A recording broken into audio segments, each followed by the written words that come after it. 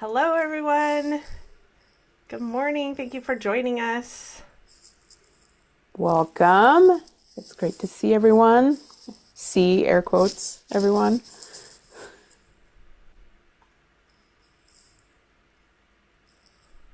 We're just giving a second for everyone to get dropped in. Looks like folks are joining now.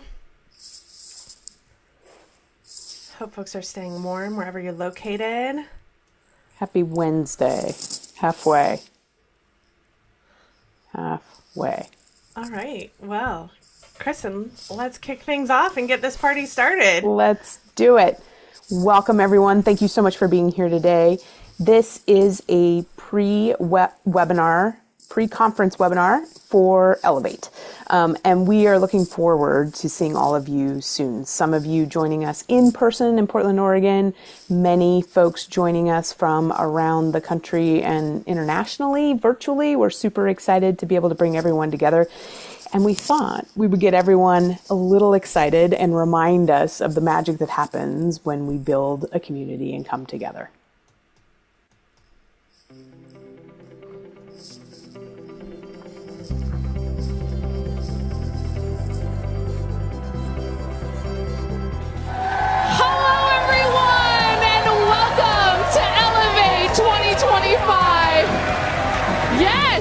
Are we excited? Whether you're right here at Avenue in Portland, Oregon, or joining us online, it is time to take our fundraising event to school. Gathering is just so important right now. It's always been important, but I think being with your people is extremely important. Your guests should believe in your organization and understand that they are the community that make it possible. Their power combined with others is immense. We need spaces where people remember that the world is changed by those who show up together, who act together, who give together. I think I've been coming to Elevate since Elevate started. It is every year, there is fresh new content that is very much tailored to the moment that we're in. And it's easy to know that we are in a moment. Events are changing. The landscape of Portland is changing, so it's nice to be in a room where new ideas are coming up. Last year I came to this event and we were introduced to this event arc. With that event arc, we increased our funding that evening by 23%. 23. I love the atmosphere. I love the energy. I'm already thinking about the events this year and how they can be better. Samantha Swaim and Kristen Steele are geniuses. Geniuses. I cannot tell you how incredible and thoughtful they are when it comes to how you should set up your event for ultimate success. Because the people in this room, you can feel the passion that they have for their nonprofits, for the events that they put on for their communities, and Feather wants to be a part of that. So we have loved the vibe since the moment we stepped in the room. At North by Northeast, I am currently our Development and Communications Director, and it's really been great for me to use all those skills that I've had, both learning from Samantha and from Elevate. The AV department has been a partner with Elevate since the very first year in 2018. It's one of the ways that we can support our nonprofit partners to make their events shine and get better every year. I attended last year, and that was also my first time in the Avenue, and I was blown away by the production quality of this space. I loved the live streaming aspect. It was so fun. Elevate's such a lively room, and there's so many great people. I've run into so many people that I know as community partners and colleagues, and it's just a really joyful experience to be here in community with everybody that's helping to support the important nonprofits in Portland. I've already started building a network, and I've learned so much all before lunch. My hand is cramping from all the notes that I've taken. Just having everybody share insights from every direction, even if you thought you knew everything, you're learning something. We are, of course, in the development department of our nonprofit organization. And just as in the name, we are looking to elevate our events and take it higher, raise more money for our families, and just do more with our nonprofit. Humans give to humans. Every single donor, no matter the size of their gift, is doing something really meaningful. Words, they're extremely powerful. That's why I'm here to kind of showcase little shifts in language that would help us continue to uplift our communities, particularly those of color. They are in control of the story of what's in it, whether it's a video or whether it's their speech, preparing them, and then also making sure that you highlight how their story is helping the organization. The work you do matters. And what's more than that, you matter. It is critical that this feels like a community, not only that you can be a part of, but that you are a part of.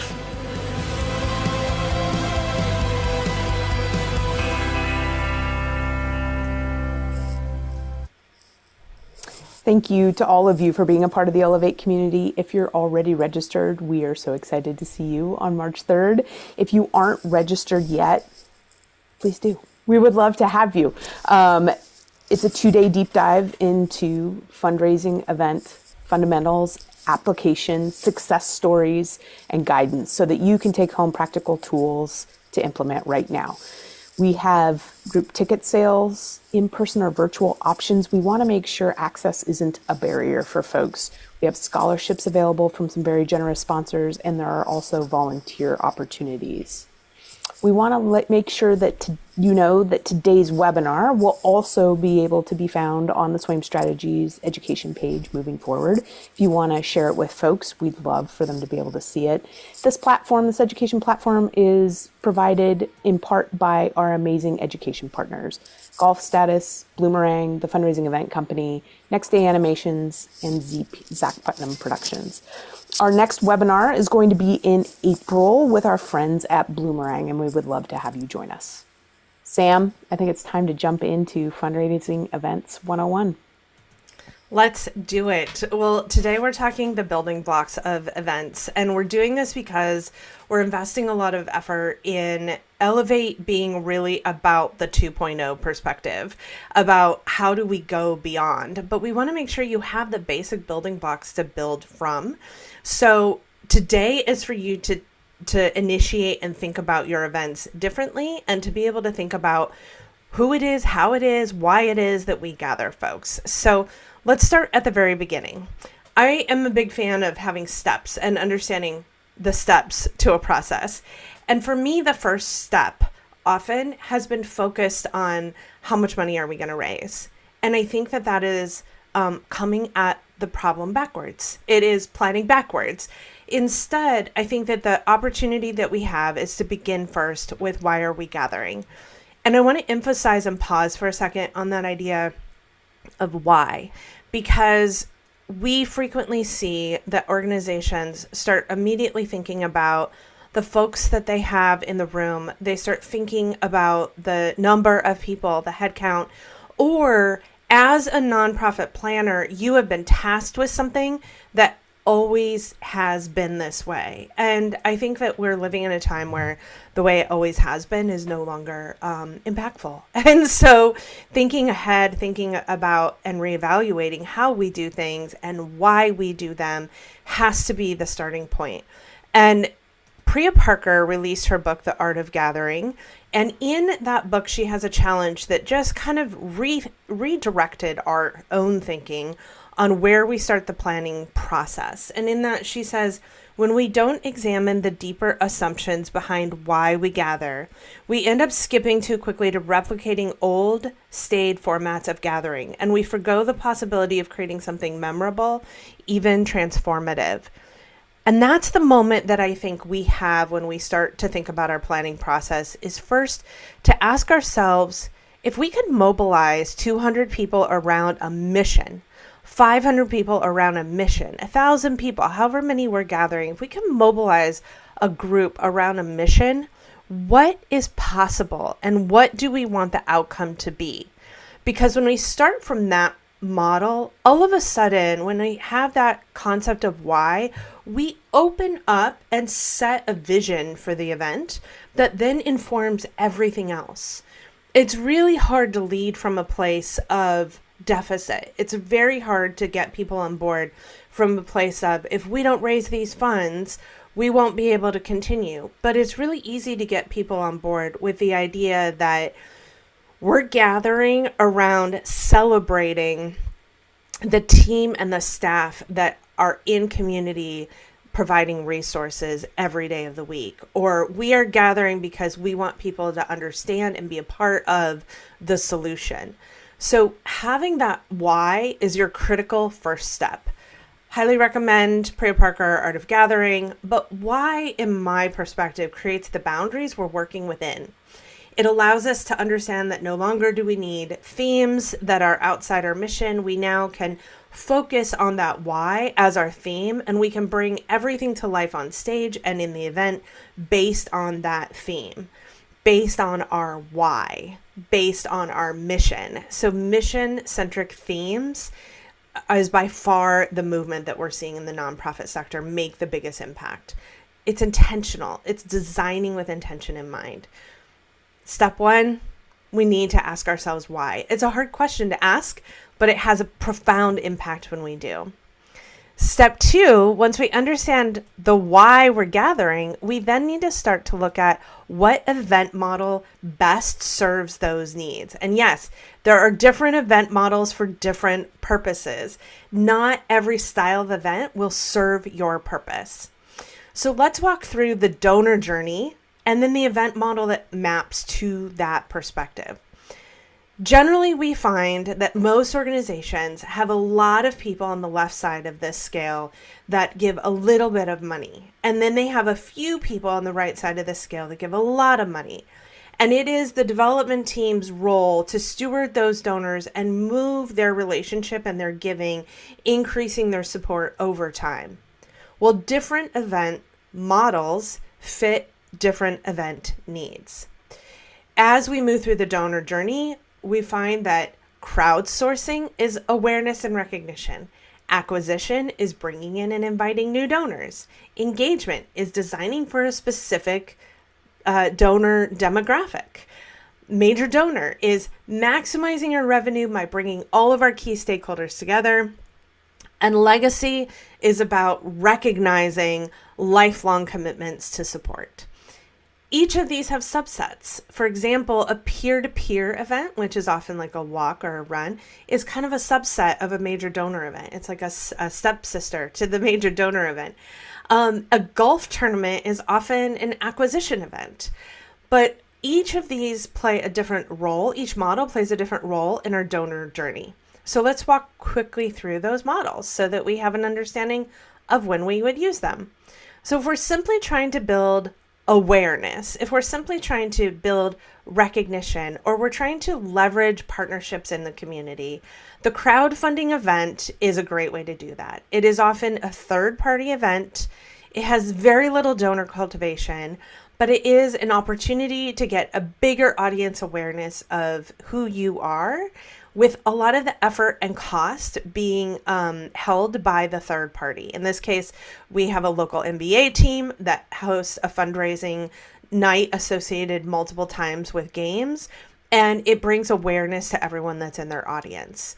The organization doesn't get the names of those donors, but they do support by a proceed portion going to the organization and raising recognition or awareness. The nice part about crowdfunding events is that the lift is very light and the support can be a big swell of new influence, new awareness of your mission.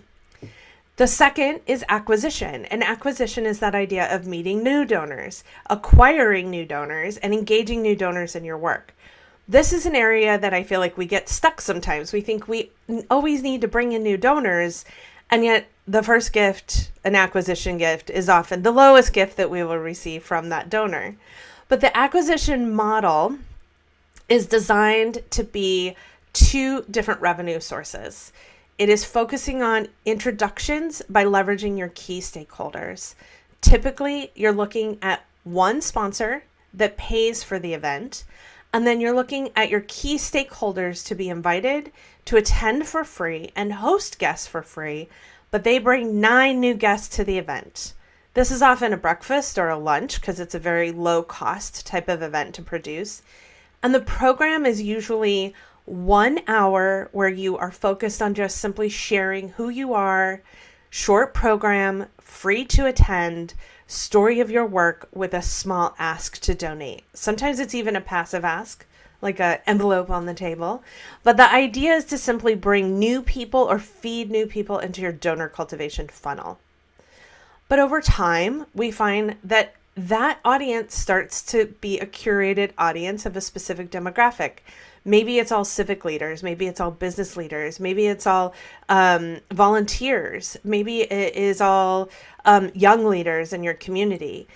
Once we start to see our audience shift into being a specific demographic, we can now develop an engagement event where we are designing for that demographic. We're no longer designing for acquisition. We're now adding new types of revenue to the equation. We now add ticket sales to the equation, so it's no longer a free event. And we add additional tables and sponsors.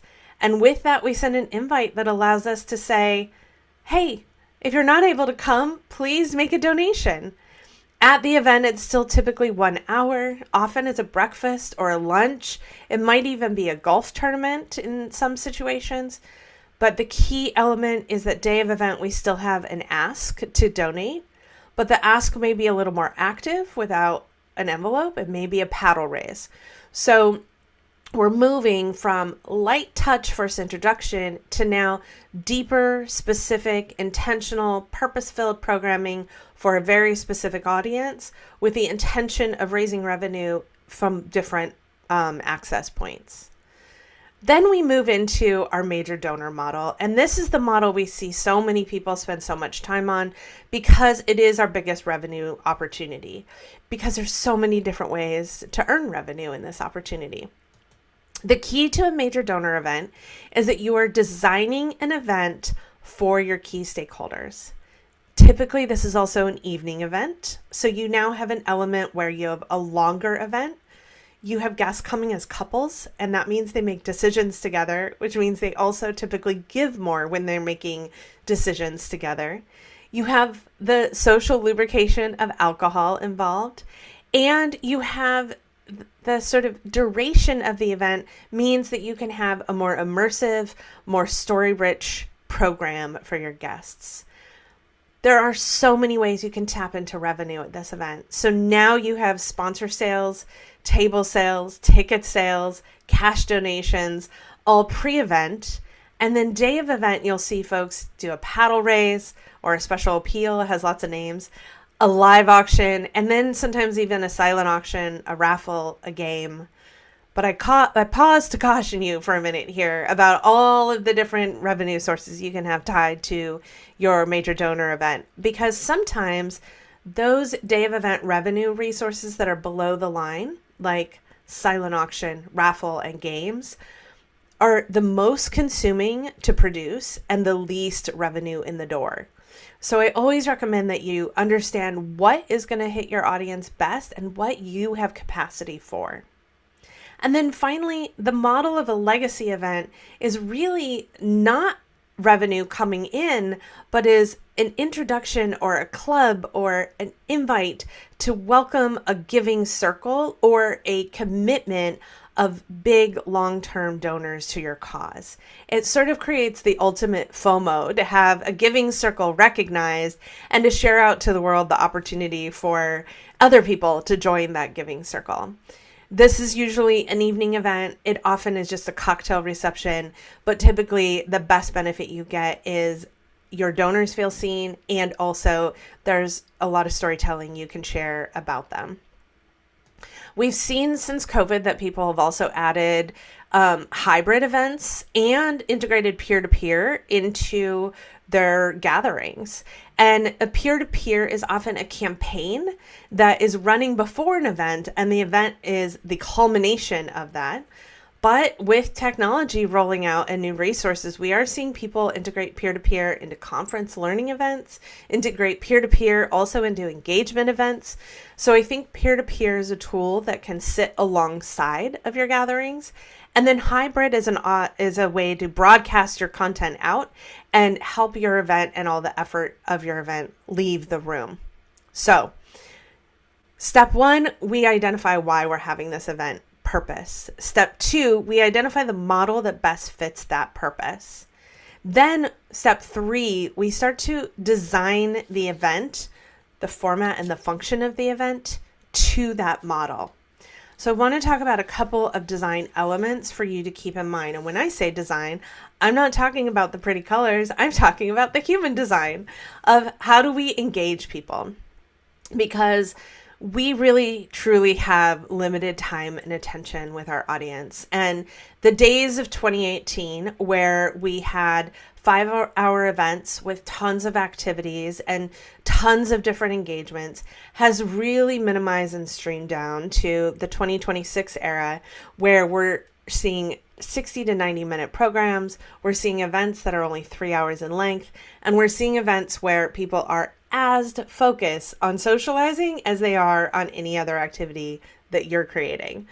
So with that in mind, some design elements you need to think about are, if we want people socializing, standing. The opportunity for them, I mean, you can have some seating and standing, but the opportunity for them to network and move, a movable space, tells your guests this is time for networking, socializing, connecting to each other. But if you have a program element, sitting guests down so that they have focus and it tells their brain this is time to pay attention and engage, are two key critical elements to think about. If we are trying to have a program and our guests are standing, we are fighting that natural brain science that says, but I'm supposed to be networking and talking right now, but you're talking at me. So we always want to think about designing our programs to maximize attention and also designing our programs for helping the brain understand what to participate in. The second thing we want to think about is, if fundraising is our key priority, we have to make it a priority. So frequently we see people put at the very end of a long evening a fundraising ask, and it never feels good because people are tired by that point. If fundraising is a key priority, put it early in your program so that it is a key element that you're focusing on and it feels good and people are engaged at the time that you're doing it. Next, think about that call to action. Where are you inviting people to participate? I often hear fundraiser is what we're doing. This is just a fundraiser. We are not doing any fundraising. And that's great. And that's fine. But there still has to be some sort of collective action, an ask, an invitation in, because our collective action is confirmation. It says you belong here. If we always present people our story and the problem and the need, but we never invite people in any way, whether it be an ask to give, whether it be sign up to volunteer, whether it be leave here tonight and tell a friend, any call to action is a confirmation that this is a community I belong in, and it helps the brain actually feel relief.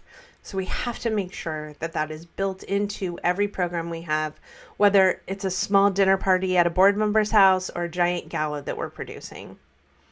Then we are really focused right now on who is in the room. And this ties back to purpose.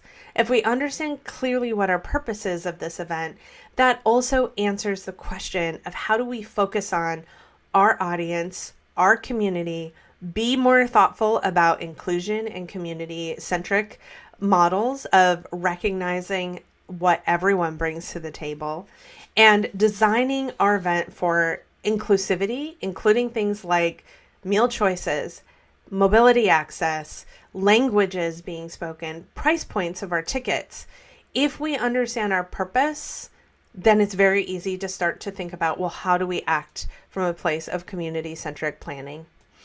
And finally, as we're thinking about our human economics, once we understand who our audience is, what are the ways that we're offering for them to participate?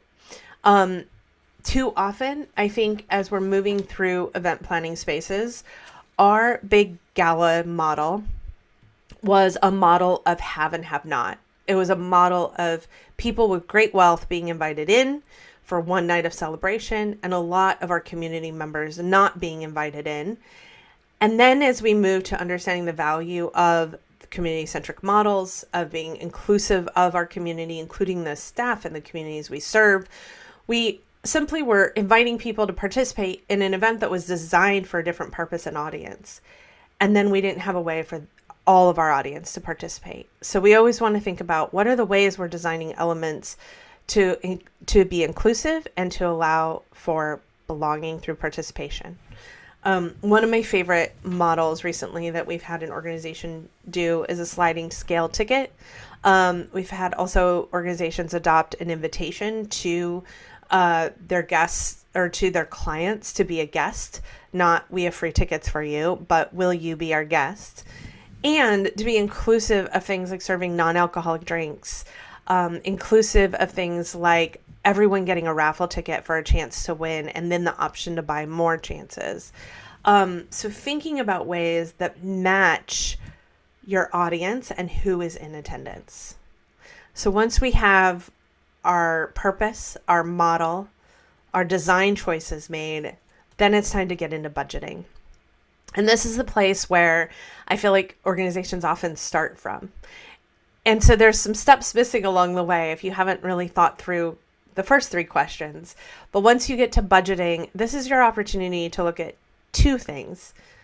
I frequently see organizations only plan their expense budget, but I would argue that the revenue budget is as important or maybe even more important. So a couple of budgeting basics for you that I want you to think about. First of all, use your data.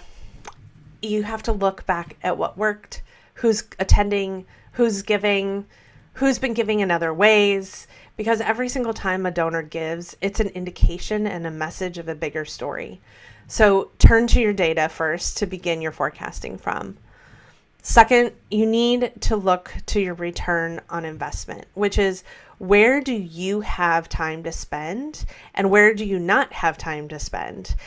And what is going to bring you the biggest return on investment? I guarantee you that your relationship focus is going to bring you the biggest return on investment, not your stuff. So if you're focused on transaction, like lots of games and silent auction sales, you're focused on transaction. But if you're focused on things like key sponsors and stakeholders buying tables, if you're focused on pledges in advance of your paddle raise so that you know you have some big donors kicking off your fundraising, that will be the best use of your time to yield the highest result. Additionally, understand your cost per person. I think we so frequently set a goal of we want 500 people there, but we underestimate the cost of what that would be. And we find organizations right now are seeing bigger results from fewer people and less cost associated. So sometimes the community-centric model actually forces us to think about how to manage those costs and understand the costs of having people in the room. And then create a cushion for success as you're building your plan. I always recommend that I build my revenue strategy with modest goals so that we can blow it out of the water. And I build my expense strategy with high goals so I can come in and underspend on the event. So I always want to make sure that there's a contingency in my planning so that I have a path forward. As you're starting your revenue planning, a couple of key steps that we get asked about a lot, which is admission and how do we budget our tickets, our tables, and our sponsors. So we start our process by understanding first what the fair market value is, which is how much does it cost us to have the person there? Then we take a look at, okay, what do we then make sure we're starting to cover that cost and price a ticket accordingly? A table then becomes a single ticket times 10, and a sponsorship then becomes the cost of a table plus additional benefits. So the way that we build that out is that, for example, if we were to identify that it costs us $170 to have the guest there, we want to know we're not sort of going into the negative. We want to be already raising money. So we set our ticket price at $250. Our table then is $2,500 with a table at 10. And then every sponsor gets a table plus additional benefits. Therefore, their price points are higher. So we then have staggered price points with additional benefits per price point. But as you're starting to think through your revenue, it is also important for you to think through who is going to be in the room and build out sponsor prospects that help you to understand who do we think might say yes at every level. So we typically will build a budget that identifies who we're targeting as the $20,000 sponsor, who we're targeting as the $10,000 sponsor. We also forecast for movement. So for example, if we know that there's a business that has been struggling, if we've been hearing rumors in the community that they're not giving as much, we might forecast for them to be a lower sponsor this year. But if we have a sponsor that's been thriving and has sponsored 3 years in a row, we might budget for them to increase their sponsorship support this year. And finally, we always over plan on who we're asking because we prepare that there's going to be some no's in the process. When you're thinking about your time, be sure to prioritize your relationships and your staff capacity. I think those are the key elements of really how many people can we ask, who can we ask, instead of the planning model of we just put posters around town and we just market and market and market and hope people come. Really focused on who are we reaching out to and who are we saying we want you there, and how do we make sure that we have donors that are coming that not only are prepared to give, but are willing to pledge in advance. So we have a couple of gifts expected in the room. And we know that those gifts often are people that are giving together as a couple. So we never plan our budget to be 500 people in the room, therefore 500 donations received in the paddle raise. We instead plan our budget that 500 people in the room means that most of them are couples, so let's plan on 250 possible bid paddles, and let's only plan on 60% participation. And if we secure more, that's great, but then we know for sure going in that we have a path to success in our budget plan. Finally, we also want to make sure that when we're getting ready for a paddle raise and we're including that paddle raise, which I hope you do, that you have your top levels pre-committed. A couple of gifts pre-committed, we recommend 3 at your first 2 giving levels, assures that you have energy and momentum going into the event. And so a key element as we're starting to plot our budget is that we're starting to look at not only what our price points are, but who our targets are at that price point so that we can be really specific about our time and where our energy is going. So we map out in advance the dollar amounts associated, how many we're targeting to sell, and how much revenue we expect to come with that.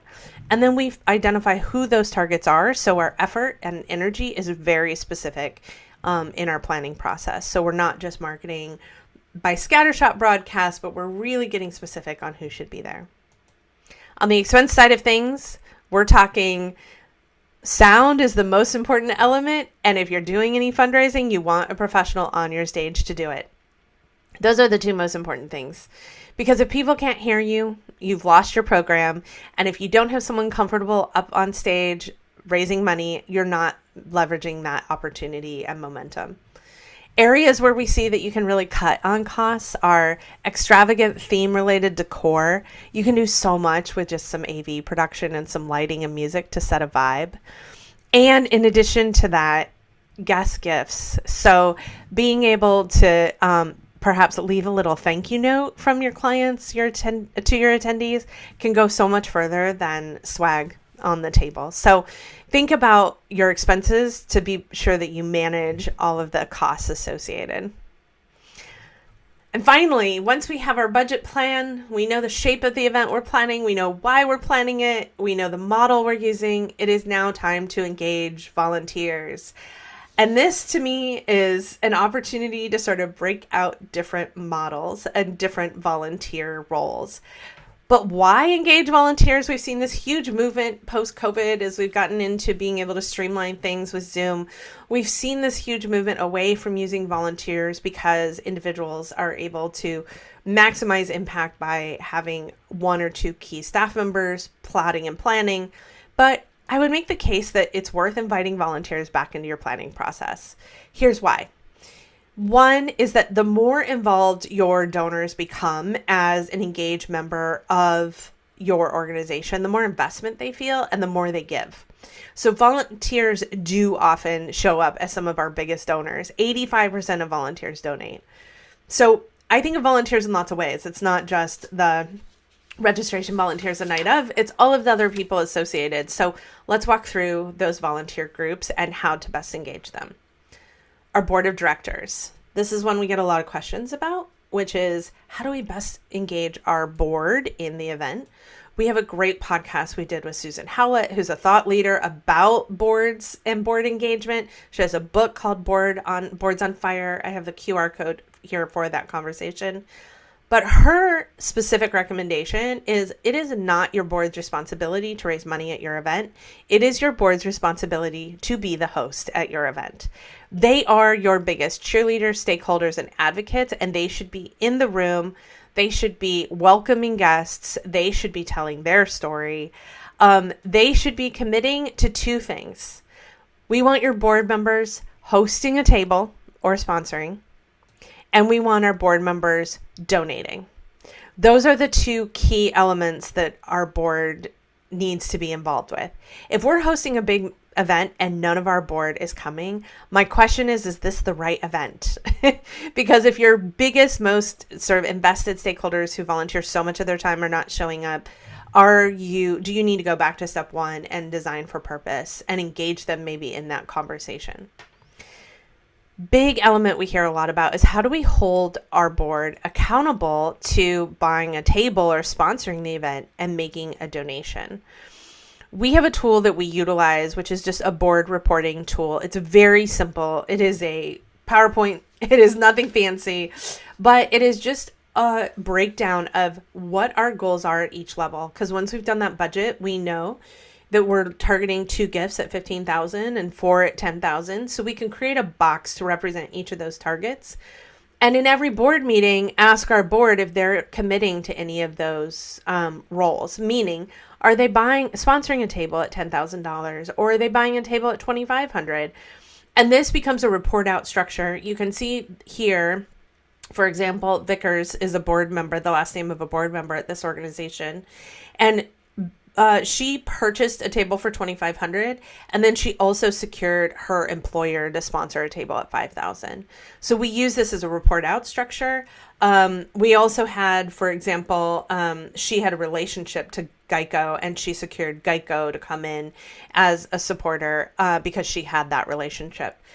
But if, for example, Lewis was not associated with the board, but was someone that the development director was reaching out to, that would go on here just as a reporting structure that had been accomplished. So this tool is just a really easy board report out that also kind of holds them visibly accountable to those two roles of buying a table and making a donation at the event. Second, we have our committees. And I think there's kind of 2 types of committees that you can have depending upon your purpose of your event. You can engage both, or you could engage just one. So the first type of committee, I think, is focused on connections. And that is folks that can really leverage their relationships. And the second type of committee is focused on logistics. Those are folks that are going to be in the weeds of the actual event details. So let's talk about the host committee. These are folks that have connections. So a couple of key requests that we are leveraging a host committee for. One, we want them to be there, and we ask them to be there by sponsoring or hosting a table because they will bring people with them that are connected to them, and that becomes an influence for you. Second, we want to use their influence as a marketing tool, and also we want to recognize them at the event. So here's our guide for host committees. Solicit them a year in advance. You can solicit them with a letter or an email that's asking them to host a table, letting them know you would like to include their name in the marketing as a host committee member, and that you want to recognize them at the event. And the recognition can be as simple as a call out from the stage. This creates a circle of influence around your attendees that are coming, because these are people in the community that you would recruit because they have influence in the community. So list them on your website, on your invite, on your marketing materials. It's a way to use their influence to influence other folks to say yes. Provide them with marketing resources so that if they're out promoting or they're sharing it on social media, that they have resources already shareable that you've created for them. Use their name when you're out in the community talking and inviting folks to attend, and let your attendees know who your host committee is. and then recognize them at the event, ask them to stand, include in the script a short sort of thank you to the host committee members. You do not need to have meetings, but you do need to recruit the right people. You're looking for folks that are a part of your executive team, your board members, major donors, anyone who's a super fan of your work. And then you want to make sure you thank them for that role after the event, in addition to thanking them for attending and giving. Second, we have our planning committee. Excuse me. So our host committee is leveraged when we need support in getting other people in the room. Our planning committee is leveraged when we need support executing details in the room.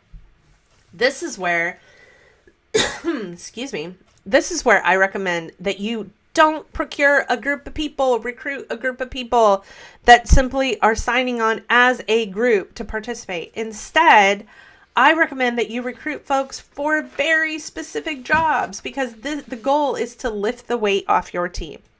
So, easy roles that we recommend recruiting for. Who has an eye for decor? Who can set the look, the aesthetic, the vision all the way through? 3 things we give them. The graphic design element, because that creates sort of a brand look for your event. So the graphic design element created, that goes to the decor person, and now the decor person is looking at how to make it come to life in the room. 2, we give them a budget so that they have to stick within a budget. And then 3, we make sure that they understand the purpose so that they're designing for that purpose. So making choices that are within the concept that you have of what you're trying to do with your event.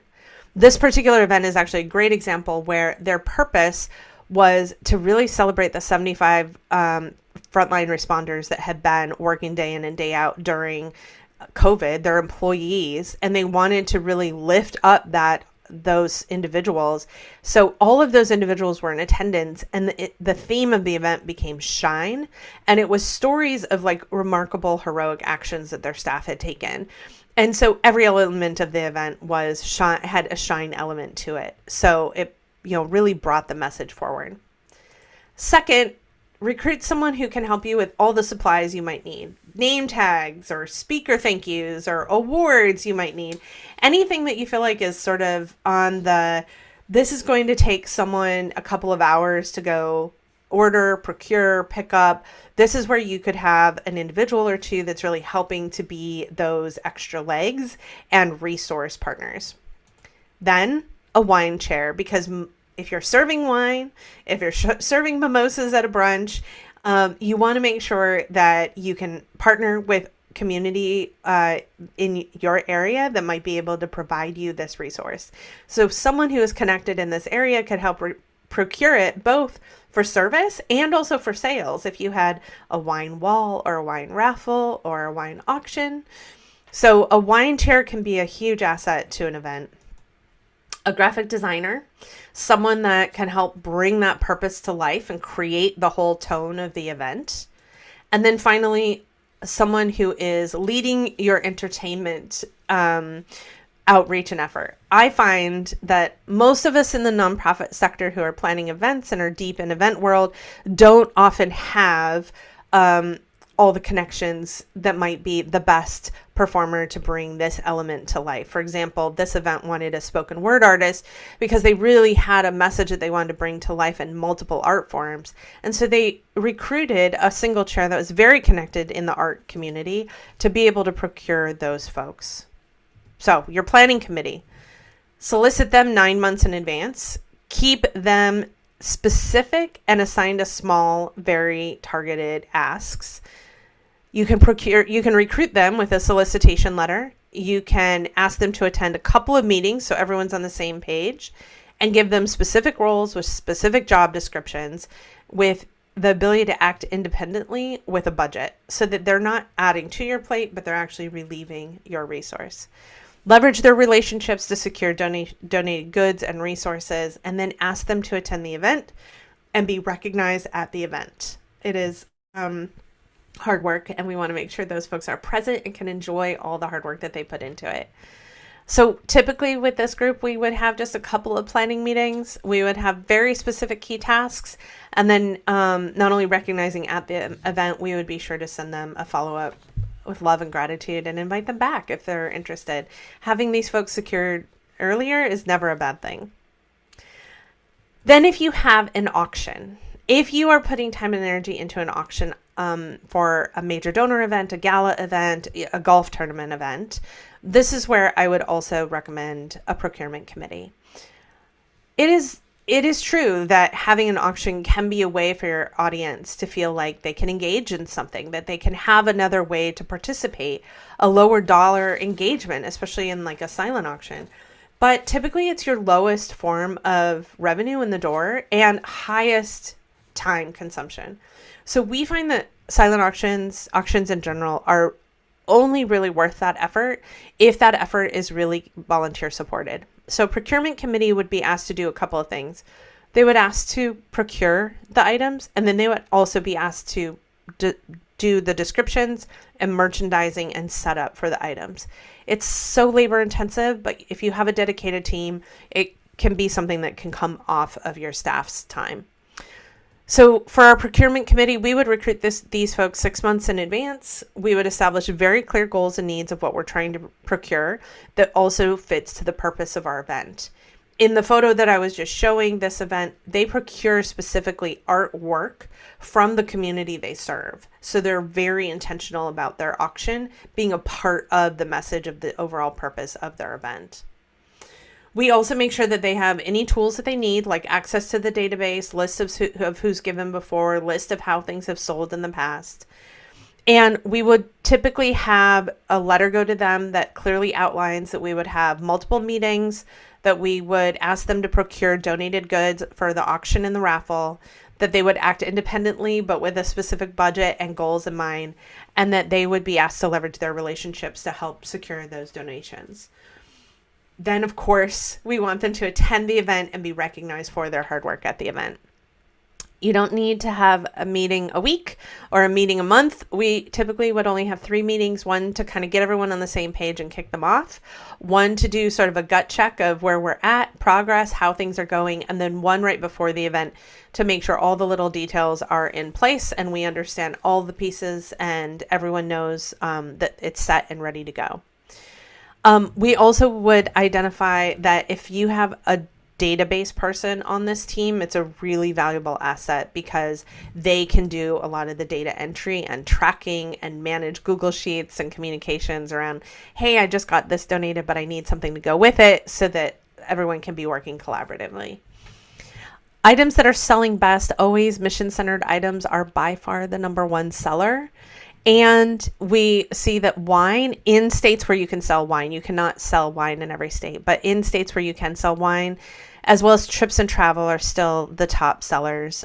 Experiences that you can create that people don't have access to are always going to be better than like a knitting basket or a bread basket or a book lover's basket. That opportunity to have an experience always sells better. And then finally, the most important folks, the folks that are day of event that have very specific, clear roles, and that is to be the face of your organization during your event. They're so important, and it's so important that you have clarity about their roles. We always use a very specific job assignment plan where we assess in advance, where do we need people, what is the role they're going to play, what time are they needed, and also, what is their job description and the attributes needed? Like, if they're going to be standing the whole time, that's something that you want to make sure people know. If they're going to be outside welcoming people, they need to know that, so they dress appropriately. If they're going to be sitting at a computer, you want to make sure they're comfortable with customer relations and computer skills. So we always start first by understanding what the path is and who we are trying to get in the room. Then we set a single arrival time so that we can train our volunteers all at once. It is so hard to train everyone one at a time as they arrive. So as our volunteers get there, we typically will have a single set time for their arrival. We have someone greet them, check off their name on the list, and tell them a gathering place where we're going to do the training as soon as everyone arrives. And we ask them to sort of all gather together, and then in that training, we walk them through both what the event is and what the expectations around the event are so they can answer questions for guests, as well as what their specific role is. We've tried hundreds of times to pre-train volunteers before the event, and we find that it's very often not retained information. So giving yourself an extra hour before doors open to have your volunteers arrive, get an understanding of timing of the event, what guest experience is going to be like, where the bar is, where coat check is, where the bathrooms are, all the common questions that they're going to get. And then to be trained in their specific role on site, we have found that to be the most effective way to manage your volunteers on the day of. And finally, we recommend seating your volunteers because your volunteers will give, and it allows them to understand your story and get more invested in your work. So day of event, we want to make sure that these are people that are really good with customer service. We typically recruit them about a month before with very specific roles to fill. We provide all the training on site. We send a communication in advance that explains what to expect that day. And then when they are at the event, we give them lots of love and recognition. We thank them at the event, and then we also send them a thank you after the event. So day of event volunteers are such a critical piece of the puzzle.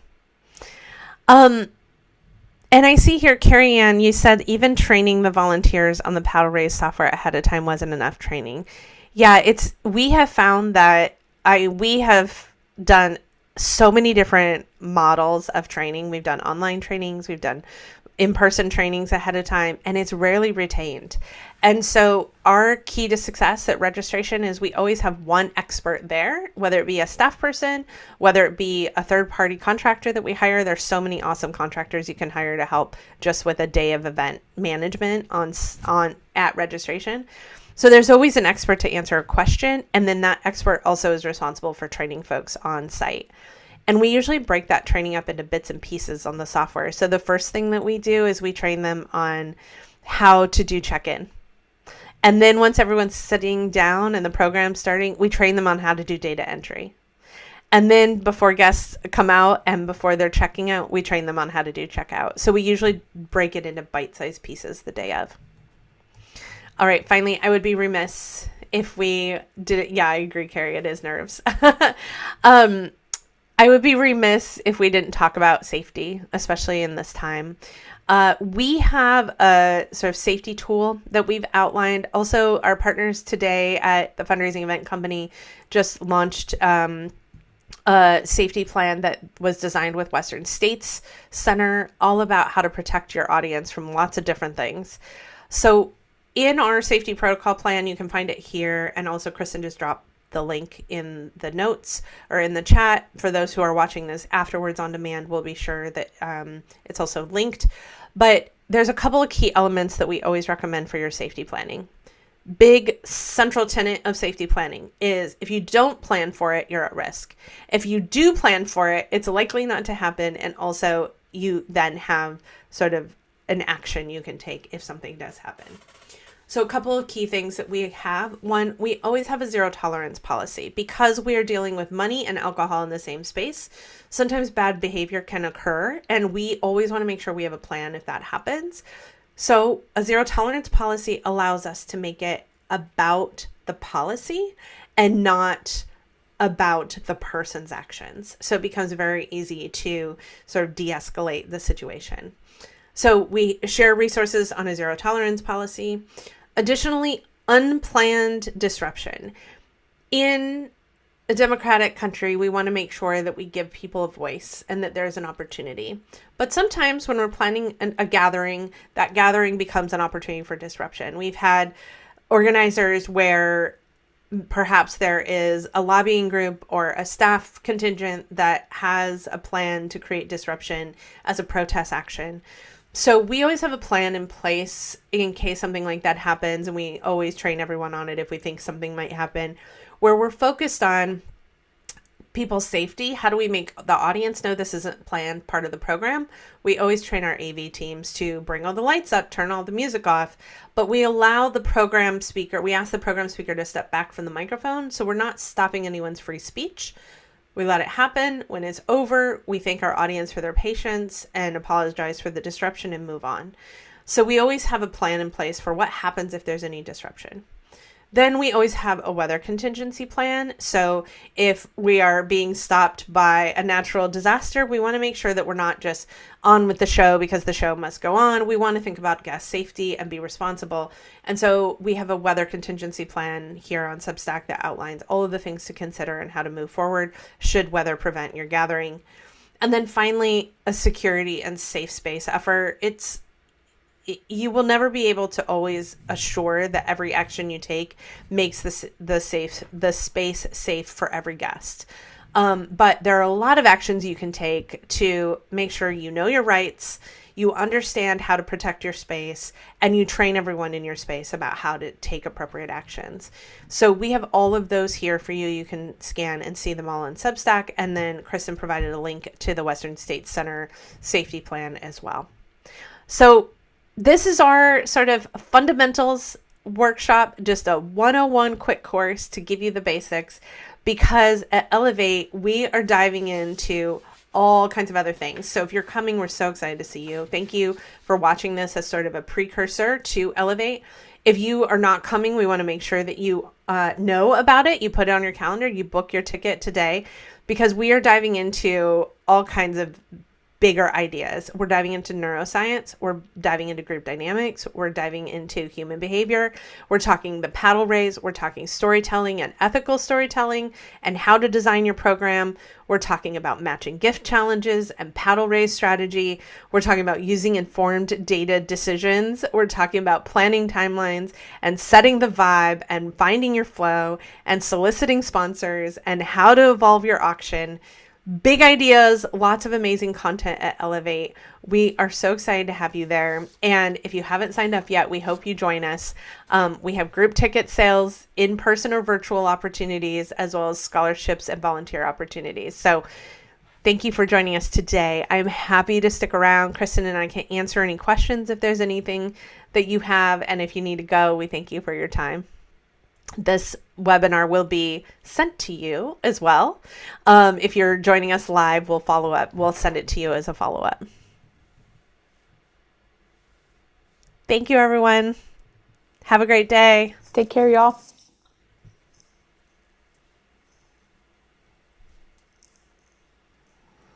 All right. Thanks, everyone. I don't see any questions, so we're going to log off, and we look forward to seeing you at Elevate. Thanks for joining us for Fundraising Event Fundamentals. Bye.